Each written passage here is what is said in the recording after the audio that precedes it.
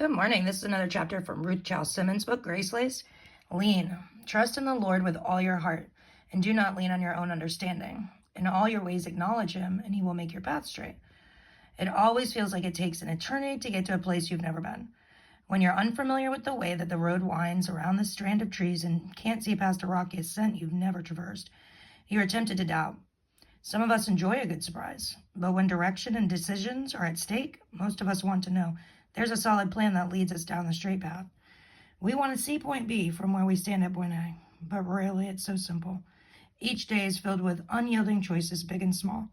What to fix for supper, how to educate our children, how to have more joy, whom to trust as a friend, what to cut from our busy schedules, how to use our time, where to go for advice.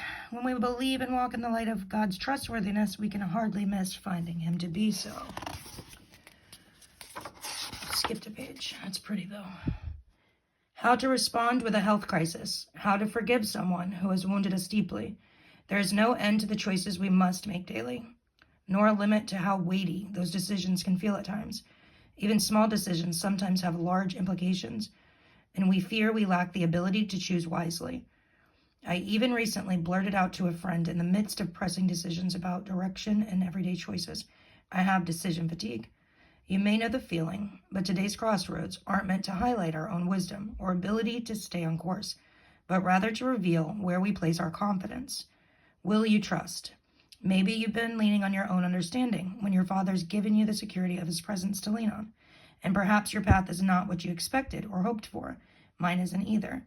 But Proverbs tells us to wield our hearts to do what we know is true.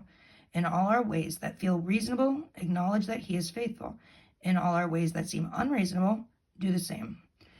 The straightness of the path has less to do with the ease of our travel than the direction of our true destination. When we believe and walk in the light of his trustworthiness, we can hardly miss finding him to be so.